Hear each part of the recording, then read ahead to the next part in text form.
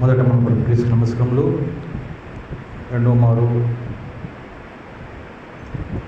పార్శ్వమి గారికి, ఇక్కడ కూడిన అందరికీ యేసునామమున వందనములు. కొన్ని సెకండ్లు ప్రార్థించుకొని వాక్యంలోకి వెళ్దాము. అందరు తలలోంచి కొన్ని సెకండ్లు. పునరుత్థానం జీవమైన యేసుక్రీస్తు ప్రభువా, పరలోకని భూలోకని న్యాయాధిపతి, నీతి అధికారి ప్రభువా, ఈ కర్నూలు మండలం వాక్యం ప్రకటిస్తుండగా ఒక గ్రామంలో మీ ఆత్మ ద్వారా వాక్యం ప్రకటించండి. మైకులు వింటున్న వారికి, ఇక్కడ ఉంటున్న వారికి మారుమనసు రక్షణ కలగచ్చండి. నేను మనిషిని, మీరు మహా గొప్ప దేవుడు తండ్రి. నేను వాక్యం ప్రకటిస్తుంటే ఈ జనులకు అర్థం కాదు, నీవు వాక్యం ప్రకటిస్తుంటే వీరికి అర్థమవుతుంది కనుక నీ ఆత్మ ద్వారా వాక్యం ప్రకటించి అందరికీ రక్షణ కలిగేసి నీ రాజ్యం చేర్చుకుని ఉన్నావని, యేసునామం అడిగిన వాటిని పొంది ఉన్నామని విశ్వసించిన మీ నామం తండ్రి. ఆమేన్, ఆమేన్. ఈ ఊరి పేరేం పేరండి? కొలసి పత్రిక తీసుకోండి. 1వ అధ్యాయం కొలసి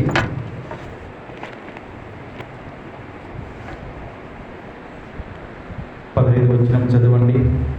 ఏ ప్రభుత్వమైనా, ఏ అధికారి అయినా, ఏ ప్రధాని అయినా, సింహాసనములైనా కూడా దేవుని ద్వారానే నియమింపబడి ఉన్నాయని బైబిల్ చెప్తుంది. ఎవరైనా చదవచ్చు? గట్టి చదువు. ఆయన అద్వితీయ దేవుని, ఆయన అదృశ్య దేవుని స్వరూపి అయి సర్వ సృష్టికి ఆది సంభూతుడై ఉన్నాడు. హల్లెలూయా. చూడండి, ఈయన ఎవరంటే అపోస్తలుడైన పౌలు కొలస్సీయులకు రాసిన పత్రికలో ఏమంటున్నా అంటే, ఆయన అదృశ్య దేవుని స్వరూపి అయి ఉన్నాడు అనమాట. అంటే దీన్ని మనం అర్థం చేసుకోవాలి. సర్వ సృష్టికి ఆది సంభూతుడై ఉన్నాడు. ఒకరు స్పష్టంగా గట్టి చదవండి మాకు ఒకసారి చదవండి.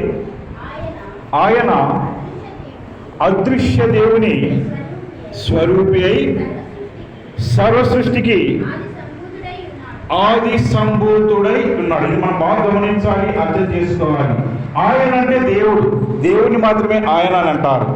మరి కొందరు గౌరవ పెద్దలు కూడా అనవచ్చు. అదృశ్య దేవుని స్వరూపి అంటే ఏమిటి అర్థం చెప్పగలరు ఎవరన్నా? కనపడేది దేవుని రూపము. హల్లెలూయా. అదృశ్యము, దృశ్యం అని ఉంటాయి. దృశ్యం అంటే కనపడేది, అదృశ్యం అంటే కనపడనిది. ఆయన అదృశ్య దేవుని స్వరూపి అంటే ఆయన అంటే ఎవరు అంటే యేసు ప్రభువు వారు. కనపడేది దేవుని స్వరూపం అంటే సొంత మొహం, రూపం అంటే మొహం, కనపడని రూపం గలవాడై సర్వ సృష్టి అంటే భూమి మీద, ఆకాశం మీద ఉన్న ఏ దానికైనా ఆధారభూతుడైనట. అన్నిటికీ ఆధారం ఆయన లేకుంటే ఏవి లేవు. హల్లెలూయా.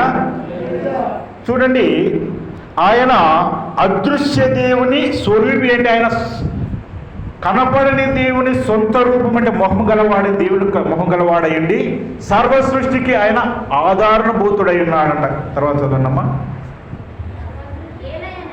ఏలయనగా ఆకాశమందున్నవి, భూమి అందున్నవి, అవి దృశ్యమైనవి కానీ అదృశ్యమైనవి కానీ, అవి సింహాసనములైనను, ప్రభుత్వములైనను, ప్రధానులైనను, అధికారములైనను, సర్వమును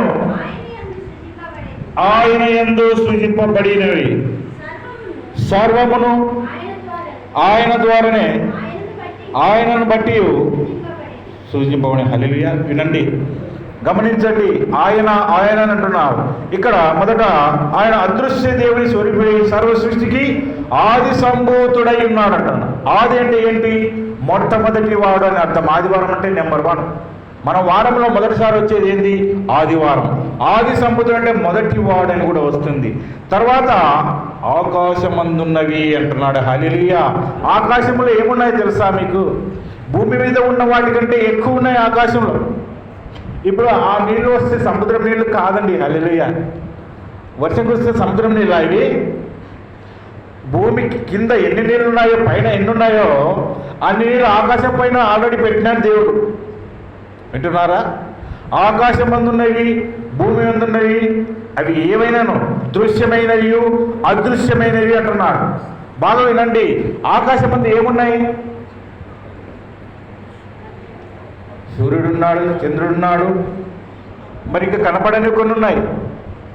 నీళ్లు కనపడితే పైన కూడా ఇంకా నీళ్లు ఉన్నాయంట, పైన వాటర్ కూడా ఉన్నాయంట. ఆది కారణంలో మనకు తెలుస్తుంది. అవి ఆకాశం ఉందన్నవి ఇంకేమున్నాయి? చాలా ఉన్నాయి. అవి దృశ్యమైనవి కానీ అదృశ్యమైనవి అంటున్నాడు. ఆకాశం అంటే ఏంటి?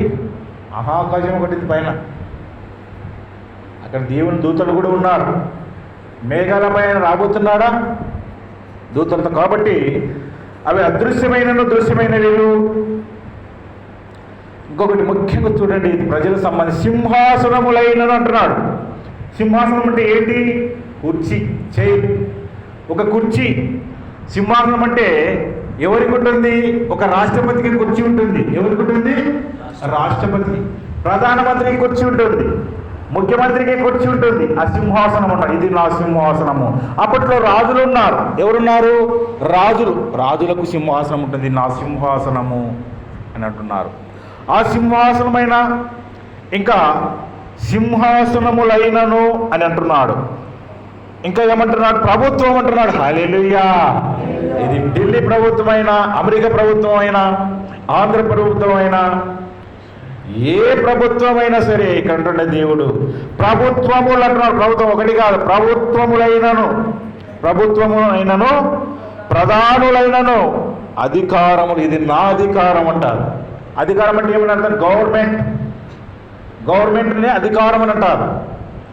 ఏదైనా కూడా సింహాసనములైనను, ప్రభుత్వములైనను, ప్రధానులైనను, అధికారులైనను సర్వము ఆయన యందు సృజింపబడిన. హల్లెలూయా. ఆయన ద్వారా నియమింపబడినది. ఇప్పుడు ప్రధాని అయినా సరే, రాష్ట్రపతి అయినా సరే, ముఖ్యమంత్రి అయినా సరే, ఎంపీ, ఎమ్మెల్యే, మినిస్టర్ ఎవరైనా సరే, ప్రభుత్వం అంటే ఇంకా చాలా ఉంటాయి. ఎవరైనా దేవుని ద్వారానే నియమింపబడుతున్నారు. హల్లెలూయా. ఆయన లేకుండా ఏమీ లేదంట. తర్వాత చదవండమ్మా. ఇంకొకటి చదవండి. సర్వం అంటే ఆకాశం ఉన్న భూమిలో ఉన్న గమనించాలి. ఆకాశమందున్నవి అంటున్నాడు. ఆకాశమందు ఏమున్నాయి? దేవుని దూతలు ఉన్నారండి. ఆకాశం, మహాకాశము. ఇక్కడ ఏమంటాడు? సర్వము ఆయన ద్వారా సృజింపబడి ఉన్నాయంటే ఆకాశం కూడా దేవుడే చేశాడు. కొన్ని చోట్ల ఆకాశం పైన చేపలు పడుతున్నాయి, అక్కడ నీళ్లు ఉన్నాయి. చూడండి ఒకసారి మనం ఆలోచించండి. సముద్రంలో నీళ్ళు ఉంటే ఉప్పు ఉంటాయి కదా, మేఘాలు తీసుకొచ్చి పైనుంచి వేస్తే ఉప్పే పట్టాలి మనకు. నీళ్ళు తీయగా ఎందుకుంటున్నాయి? కాదు, అవి అసలు సముద్ర నీళ్ళు సాగుతాయా? అవి పోస్తే పైనుంచి ఇన్ని చెరువులు, డ్యాములు, ప్రాజెక్టులు నిండిపోతాయి కదా. దేవుడు ఆయన నీతి ద్వారా, ఆయన దయ ద్వారా, వర్షం ద్వారా ఆకాశం ఉందని నీళ్లు కురిపిస్తున్నారు మనకు. హల్లెలూయా. చదవండమ్మా. చూడండి, యేసు ప్రభు గురించి చెప్తున్నాడు. ఆయన అన్నిటికంటే ముందుగా ఉన్నవాడు, ఆయనే సమస్తమునకు ఆధారభూతుడు, సంగములో శరీరమునకు ఆయన శిరస్సు, ఆయనకు అన్నిటిలో ప్రాముఖ్యము కలుగు నిమిత్తము. బాగా చదవండి అమ్మా, ఇది అందరు బాగా అర్థము. ఆయన ఆది అయి ఉండి, ఇది ముఖ్యమైన పాయింట్, మృతుల నుండి లేచుటలో ఆది సంభూతుడు ఆయన. హల్లెలూయా. ఎవరు మృతుల నుండి లేచండి? యేసు ప్రభు వారే. ఆయన ద్వారానే అన్ని నింపబడి ఉన్నాయి. ఆయన ఆది అయి ఉండి అంటున్నాడు. అంటే అర్థం చేసుకోవాలి. ఆది అంటే మొట్టమొదటి వాడై ఉండి, మృతుల నుండి లేటులో ఆది సంభూతుడు ఆయన. ఆది సంభూతుడు అంటే మొట్టమొదటి విజయాలు సాధించిన వాడు, సమస్తానికి ఆధారభూతుడు ఆయన. ఆయన లేకుంటే ఏదీ లేదని బైబిల్ చెప్తుంది. కాబట్టి గమనించండి, ఆయన యందు సమస్తమును ఆయన యందు సృజింపబడెను, సర్వము ఆయన ద్వారాను ఆయనను బట్టి సృజింపబడి చేయబడి ఉన్నాయి. మరి ఆయన అన్నిటికంటే ముందుగా ఉన్నవాడు. హల్లెలూయా. ఎవరైనా యేసు ప్రభు వారే అన్నిటికంటే ముందుగా ఉన్నాడు. ఒక వ్యక్తి నాకు చాలామంది కనపడుతుంటారు, యేసు ప్రభుని నమ్ముకో అని చెప్పినా నేను. హల్లెలూయా. అతను ఏమన్నాడు? మీ అమ్మ నాన్న పేరు ఏం పేరు అని అడిగినాడు. అమ్మ నాన్న పేరు వద్దమ్మా, యేసుప్రభు నమ్ముకొని చెప్పిన. కాబట్టి అమ్మ నాన్న తర్వాత దేవుడు అని అంటున్నాడు. ఎవరండి? అమ్మ నాన్న తర్వాత దేవుడా, దేవుని తర్వాత అమ్మ నాన్న? దేవుడు అమ్మ నాన్న చేశారా, అమ్మ నాన్న దేవుని చేసినారా? దేవుడు లేకుంటే అమ్మ నాన్న కూడా లేరు మా బాబు అని చెప్పినాను. కాబట్టి నాకంటే తల్లినైనను తండ్రినైనను ఎక్కువ ప్రేమించేవాడు నాకు పాత్రుడు కాడన్నాడు యేసుప్రభు 2000 సంవత్సరాల క్రితం. హల్లెలూయా. నాకంటే వాళ్ళ అమ్మ నాన్నను ఎక్కువ ఇష్టపడితే నా వాడు కాడు. ఎందుకంటే మన అమ్మ నాన్న మన కోసం ప్రాణం పెట్టినారమ్మా. అమ్మ నాన్నను సన్మానించి ప్రేమించమన్నాడు, కాదని లేదు. దేవుని కంటే ఎక్కువ ప్రేమించవద్దు అన్నాడు.